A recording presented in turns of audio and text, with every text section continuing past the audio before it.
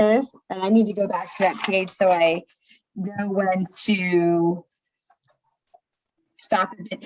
Evan, how would you feel about if we just went ahead and watched the whole thing? That's Too fine. much? No, that's fine. It's only 17 minutes, so that way we'll just be able to get it done, and then we can just work through it, Don't have to keep okay? messing with it. Yeah. Yeah. Does everybody, is that okay? Yeah. Okay, let's do it.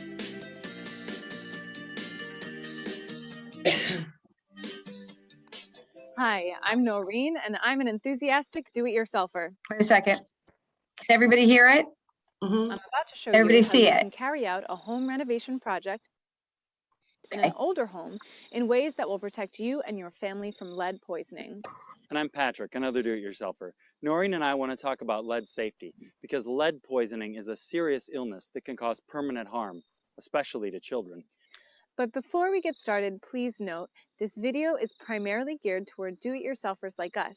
It is not intended for landlords, property managers, or paid contractors. Those folks have to follow specific rules issued by the Environmental Protection Agency. If you're hiring a contractor to do some or all of the work on a house built before 1978, make sure that the firm and key workers are certified under EPA's Renovation, Repair, and Painting Program, or RRP, and that all workers are trained in lead safety. There's more information about RRP at the end of this program. So this video is for do-it-yourselfers who are doing repairs and small renovations? Yep. Anything bigger, like tearing down a wall or replacing a window, and you should probably take a training course in lead safety. But for now, let's get started with our project.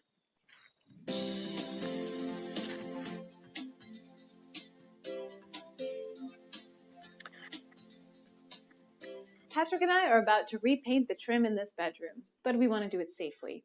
Because our house was built in 1941, there's a good chance it has lead paint. If we do any work without proper precautions, we could put ourselves and everyone around us at risk for lead poisoning. It's a very serious illness. You're right. It says here that if your home was built before 1978, it might have been painted with lead paint. If it was built before 1960, it probably does contain lead paint, especially on the doors, windows, trim, stairways, railings, and porches. If the old lead paint is in good condition and you won't be disturbing it, it shouldn't be a problem. But if you'll be sanding, scraping, or otherwise disturbing painted surfaces, as we will, you'll almost certainly create dust and debris that contain lead. Maybe I'll just watch. No, you'll be helping. And this is serious business. People can breathe in or swallow the dust and become lead poisoned. Small children might also swallow paint chips and become lead poisoned. Lead poisoning is especially dangerous to babies and young children whose brains and bodies are still developing. It can cause serious problems with learning, behavior, and health. Lead is also dangerous to unborn babies, and once the damage is done, it's permanent. Lead can also cause serious health problems in adults, including you if you're doing the work yourself. Okay, message received. But you can work safely around lead paint if you follow some simple precautions, and that's what we're here for, to explain the steps to lead safety. So how do we get started? As we said earlier, lead paint might be present in any home built before 1978. If that's the case, you have a few options. You might decide to have your home tested for lead paint. A certified lead inspector or lead inspector risk assessor should do the testing. Although you can have just the work area tested, it's usually better to have the entire home inspected and tested. Then you will know how to handle future painting and renovation projects. Can we do the testing ourselves? Yes, as long as we use a test kit approved by the EPA. These kits are available at many hardware and home improvement stores. Just follow the directions on the test kit carefully and test all surfaces that will be disturbed. But if testing isn't possible or practical, use this safety principle. If the home was built before 1978, assume that lead paint is present and follow the steps to work lead safe. Sounds like a plan. We'll assume our house has lead paint. What's the next step?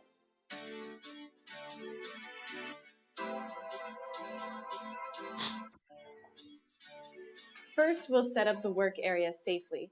It's really important to keep all children and pregnant women out of the work area, because lead dust is especially dangerous to them. But it's best to keep everyone who isn't helping out of the work area. Can I stay? You're not a child, and you're certainly not pregnant, and you are helping, so yes, you can stay. We'll keep our pets away from the area too, because they can get poisoned. They can also track lead dust all over our home. We'll put up a sign and a barrier such as yellow tape to remind people to stay away from the work area. If you're working outside near another home, ask your neighbors to close their windows and doors. Explain that doing so will help protect them from lead poisoning. Okay, everybody's out. Let's get started. Not so fast. We have to protect the furniture and anything else in the room. Time to put you to work.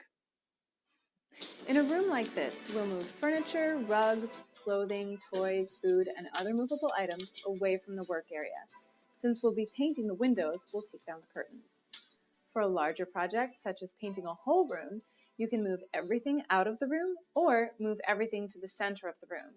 You need a protected work area large enough for you, your tools, and any surfaces you're working on. What about things that can't be moved, like, say, built-ins or kitchen countertops? For anything that can't be moved, cover it with heavy plastic sheeting called 6 mil polyethylene plastic sheeting. Seal the sheeting securely with duct tape. Then cover the floors at least 6 feet in all directions from where you'll be working.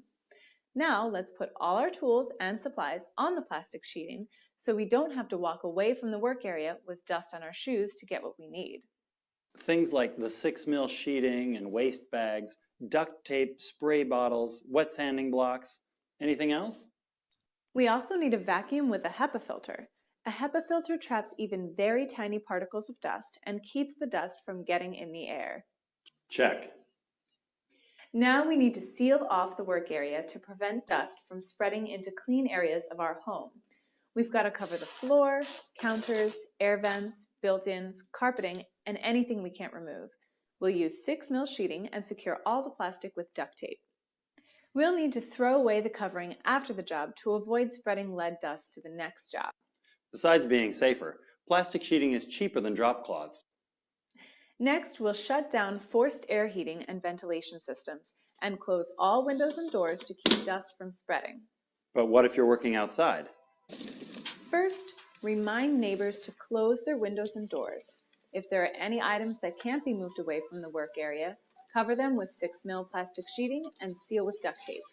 Cover the ground with plastic sheeting too and secure the sheeting. If the work area is near a sidewalk, street, or property boundary, set up a vertical barrier of plastic sheeting over a strong framework to keep dust and debris inside.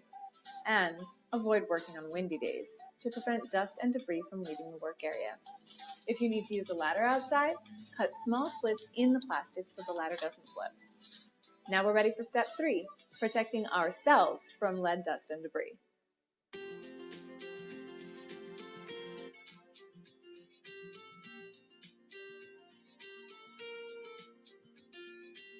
Okay, we've gathered what we're going to need.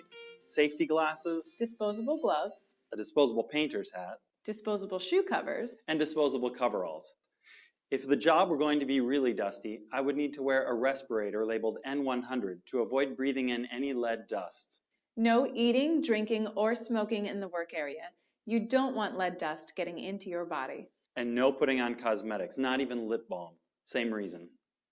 Always wash your hands and face carefully each time you leave the work area, before you eat or drink, and at the end of each workday.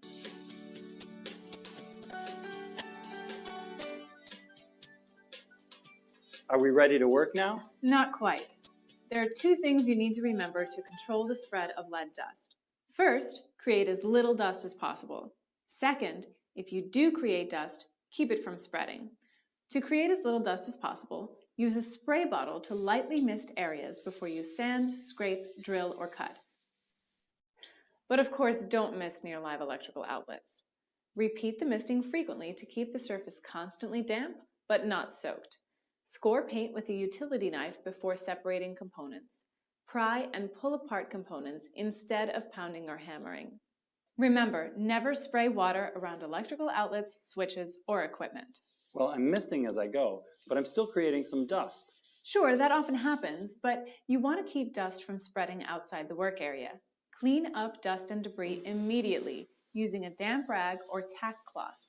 Then put the debris in a waste bag. Don't leave dust or debris lying around. Also, keep the work area closed off from the rest of the house, and that will keep dust from spreading. But I might need to leave this room at some point, to get a drink or go to the bathroom. Just make sure you clean up to remove lead dust from your clothes and body. Before you step off the plastic sheeting, remove and discard your disposable gear, such as shoe covers and coveralls. If you aren't wearing protective gear, wipe your shoes carefully and use a vacuum with a HEPA filter to remove dust from your clothes. And don't forget to wash your hands and face thoroughly. Okay, anything else I need to know about creating or spreading lead dust? Yes, there are certain activities you need to avoid completely. Such as? Here are some unsafe practices you should never use to remove lead paint. Dry scraping and dry sanding, power sanding or grinding without a HEPA dust collection system to trap tiny dust particles, using a high temperature heat gun or an open flame torch, uncontained power washing, uncontained abrasive blasting, and never use a broom to clean up. All of these methods can spread dangerous lead dust. Finally, never use chemical paint strippers that contain methylene chloride because that chemical causes cancer.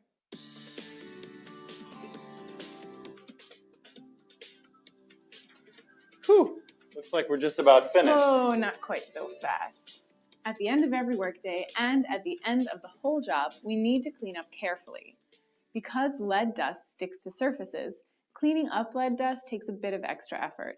But if you've prepared the work area, as we did, lead-safe cleanup can be as easy as a careful cleanup after any other job. Remember, by cleaning up lead-safe, you'll be protecting everyone around you from lead poisoning. Let's get started. First, we need to pick up any big pieces of debris. We'll put them in a heavy-duty plastic bag and seal the bag with duct tape. Next, we'll fold the plastic sheeting with the dirty side inward and place it in another heavy-duty bag. As before, we'll seal the bag with duct tape. We're going to store all bagged materials in a safe, secure location away from our family and neighbors. Then, depending on the amount of dust created, we may use a HEPA vacuum. It's important to vacuum slowly and carefully to be sure to clean up any remaining dust. Next, we'll need to wash walls, floors, and other hard surfaces in the work area. We'll wash from the top down and scrub hard. For large projects, we would wash all surfaces, whether we worked on them or not. We'll need 2 buckets, one with water and detergent and another with clean rinse water. I'll bet we'll have to rinse well and change the rinse water often. Right. When we finish washing, we'll put all of the dirty rags and mop heads in a heavy-duty plastic bag and seal the bag with duct tape. We may need to double bag the waste to keep the bags from breaking. Of course, the waste should be stored in a safe location away from our family and neighbors until we remove it from our home at the end of the project. Finally, we'll clean thoroughly with the HEPA vacuum one more time. I think I have to clean myself up now. Yes, we both do. We don't want to spread any lead dust to the rest of our home, our car, or our neighborhood. Remember, before we leave the work area, we'll remove all of our protective gear and put it in a heavy-duty plastic bag and seal the bag with duct tape. As soon as we leave the work area, we'll wash our hands and faces. When we finish working for the day, we need to remove our work clothes and wash them separately from the rest of our laundry. Then we'll shower and wash our hair as soon as possible. We're all cleaned up. Now that we've finished the whole project, what do we do with the waste? You'll remember, Patrick, that before we started this project, I checked with our state and local public health and environmental protection agencies to find out how to dispose of the waste, including any wastewater. Of course, we have to handle all the bagged waste carefully to avoid tearing the plastic bags and spreading lead dust around. Now we need to get the waste out of our home. Since we're using our car, we'll put the waste in the trunk, not the passenger area, and HEPA vacuum the trunk after we've disposed of the waste.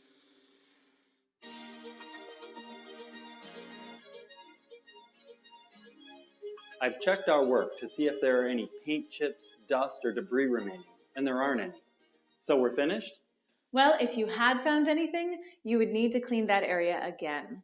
Let's take a moment to remember why we're doing all this work. Lead poisoning is a really serious problem.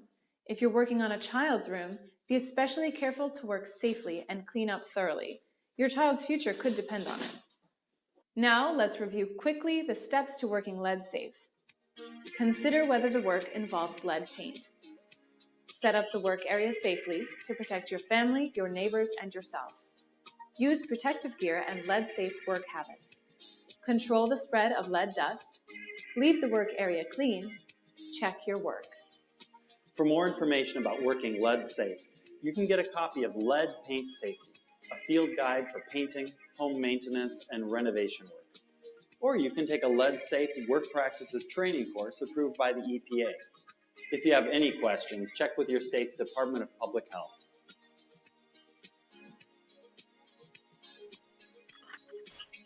All right. Well, there you have it. How to work lead safe in an older home. It's not all that difficult, and it is very important. By taking a few simple precautions, you can do a great, safe job of fixing up a home. By working lead safe, you'll be helping your family, yourself, and your community. By the way, if you're still considering hiring someone to work on your home, be sure that the firm and key workers have been certified and that all workers have been trained in lead-safe work under EPA's Renovation, Repair, and Painting Rule, or RRP. Hiring a lead-safe contractor will protect your family's health and will maintain the safety of your home. And consider this, a contractor who has made the effort to become certified has shown professional responsibility and is following the law. The RRP practices are similar to the ones described in this video for do-it-yourselfers, but have more detailed requirements. For example, the contractor must give you a copy of a booklet entitled Renovate Right before starting such work. Look for the RRP logo to make sure your contractor is certified. For more information about the rule, see www.epa.gov/lead. Thanks for your time. And good luck on your project. Okay. I'm going to go back.